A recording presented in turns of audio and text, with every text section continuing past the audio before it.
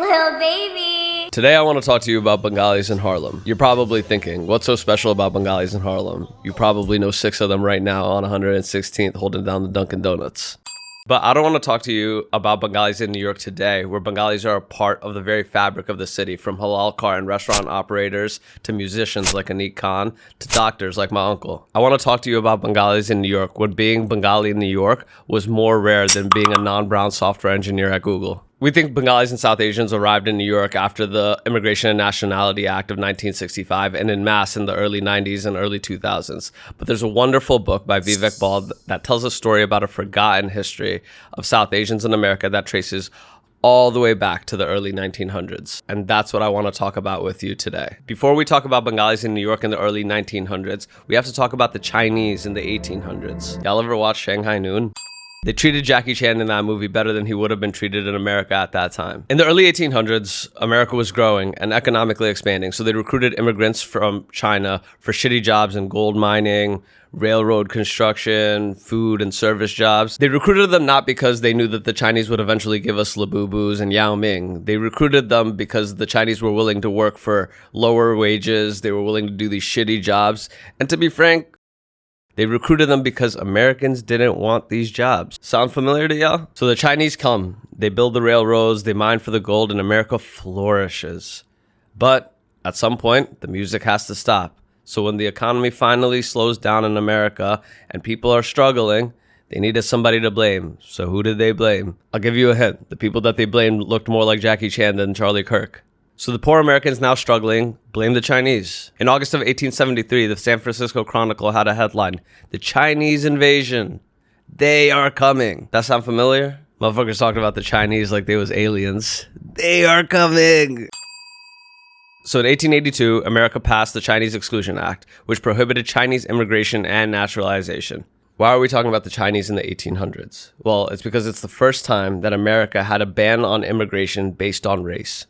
But it wouldn't be the last. Now fast forward to the 1900s. America is again struggling financially. Mr. Wonderful should have told them to stop buying coffees or whatever. That's really stupid. But the common man in America is struggling.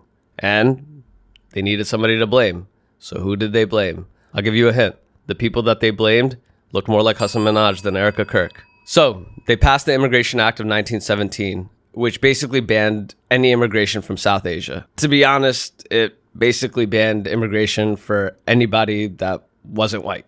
When all the whites were sitting around being like, hey, I'm a victim, they're taking our jobs, the 1900s version of Vivek Ramaswamy goes, me too. And that went as good as it does today. But seriously, the Supreme Court literally had to define what white was, because anthropologists of the time defined people of South Asian descent as Caucasian. So the Supreme Court had to explicitly say the words free white persons are words of common speech to be interpreted in accordance with the understanding of the common man. Let me translate that for y'all. The common man in 1920, which is a bunch of Caitlyn Jenners pre-surgery, is allowed to decide whether you are of an identity or not. Not scientists through genes, nor anthropologists with real contextual history, but the everyday Chad is allowed to tell you what you are. I guess in the 1900s, it probably wasn't like a Chad. It was probably like a Bartholomew or Cornelius or Nathaniel Archibald III. But seriously, let's pause at the absurdity of this. In 1920, if Rachel Dolezal said she was black and Chad agreed, Rachel Dolezal would be just as black as Martin Luther King and Dave Chappelle. So back to the South Asians. They are basically completely excluded from American society, but obviously many of them were still in this country and many of them were still immigrating to this country through seaports by jumping ship. No, they weren't jumping a boy ship. They were literally coming on boats based off of like working in the Navy or importing goods and jumping off when they arrived at seaports. And guess where there's a seaport? You got it. The greatest city in the fucking world. So these brown men, now illegal, undocumented, fresh off the boat, needed somewhere to go. They needed work, housing, a community to belong to. Harlem gave them all that and more. And that brings us to our main story. Harlem accepted these brown men who weren't super skilled. They didn't have a bunch of money. nor were they the same color or background of those who inhabited Harlem at that time. And yet, the people of Harlem allowed them into their community to work, to live, to even marry, to even have children. That's right. These Bengali men had children with the women of Harlem, with black women, and they had black babies. And these babies were born before Obama and Drake made it cool to be biracial. But thankfully, they were also born before Logic made it uncool. Logic is back. I keep derailing myself. I cannot help it. But seriously, these children were not Bengali American, children of the diaspora. Their biggest challenge was not that their samosas smelled and the white kids made fun of them at lunchtime. I want a samosa. Bad time in the evening. I want a samosa. These babies were as America saw them. They were black babies, and their experience would reflect just that. America did not discriminate in its racism. No. By the letter of the law, these children were black, and they would be treated as such. Man, how beautiful is humanity? Think about it. The black residents of Harlem, not 2 full generations away from slavery, refugees of Jim Crow, with their own problems in American society, could have easily looked at these Bengali men and be like, ah, shucks, we made it. Good luck, though. But they didn't. Think about that. Think about that for a second. These people are not like high-class citizens of America that don't have issues. Yet, they see these brown men and understand something that we still struggle to understand today. They saw these men and understood the differences, but understood something that people are still failing to understand. And that is that the common man of America doesn't see a difference. The common man of America does not care for the difference between black or brown. The only difference the common man of America cares about is between himself and everyone else. These Bengali men in Harlem were living in the same buildings, being harassed by the same police, were also economically disadvantaged.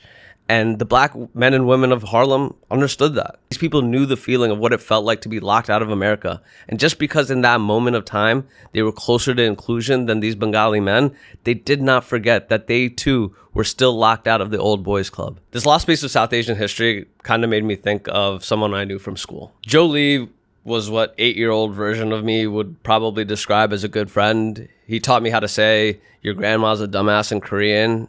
Harmangi Babo. He told me his Korean name, which he goes by now on the internet. He was such a good friend of mine, he became a racist towards Indians. Now, Kangmin Lee wasn't always a racist who spends his time on the internet making bad jokes about Indians, but I believe at one point, unhappy with his own inadequacies, he needed to find people to blame. When he couldn't get into his dream schools, he blamed it on affirmative action. When he couldn't get the job he wanted, he blamed H-1B. When he hated the dick he saw when he looked down, he derailed an entire AP Lit class to talk about how big black dick was ruining his life. Look at my face. You know I'm not making this up. The reason I thought about Joe is because Joe was not dumb. Nah, Joe was sharp, top of our class. Joe was not someone who I believed was evil. Joe was somebody who was super Christian.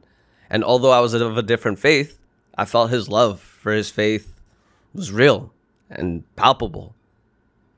But who Joe is today is a reflection of what happens when you choose to look at narratives through a preconceived notion. He, like many, faced challenges and obstacles in life, and in the face of those challenges, Joe had a choice like we all do.